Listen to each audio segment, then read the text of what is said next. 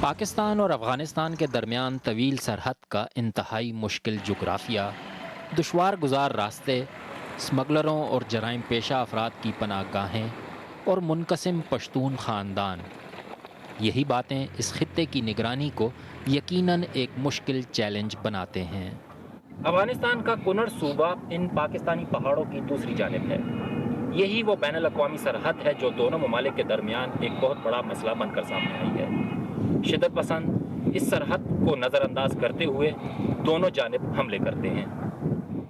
اسلام آباد اور کابل کے تعلقات میں حالیہ گرم جوشی اور تیز رابطے اشارے تو یہی ہیں کہ اب دونوں ممالک شدت پسندوں کو اس سرحد کو ڈھال بنانے کی اجازت نہیں دیں گے۔ افغانستان دولت با ہیچ چاہتا ہم اپنی سرزمین کسی دوسری حکومت، گروپ یا افراد کو ہمسایہ ملک بشمول پاکستان کے خلاف استعمال کرنے کی اجازت نہیں دیں گے۔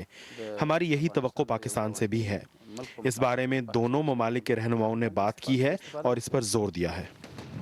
اس وقت پاک افغان سرحد کی دونوں جانب سیکیورٹی فورسز سرگرم ہیں، کنڑ میں افغان اور خیبر اور شمالی وزیرستان میں پاکستانی فوج۔ تو کیا دونوں ممالک الزام تراشیوں کو ترک کر کے ایک دوسرے کے دشمنوں کے خلاف عملی کارروائیوں پر متفق ہو گئے ہیں؟ جس طرح اشرف غنی صاحب نے یہاں پہ کہا کہ 13 سال کی بدگمانیاں یا تلخیاں ہم نے 2 دن میں دفن کر لی، اور راحیل صاحب نے بھی کہا کہ ہم کسی کو نہیں چھوڑیں گے، نہ یہاں سے نہ وہاں سے، تو اگر یہ بات تو پھر کوئی مسئلہ ہے ہی نہیں۔ مسئلہ تو ادھر اٹکا ہوا ہے کہ دونوں طرف کے لیڈروں کے نیتوں میں فتور ہے، فتور حل ہو جائے مسئلہ حل ہے۔ افغانستان سے غیر ملکی افواج کے انخلاء کے بعد اس فتور کو پاکستان اور افغانستان نے ہی اب مل کر دور کرنا ہے۔ ہارون رشید، BBC نیوز، اسلام آباد۔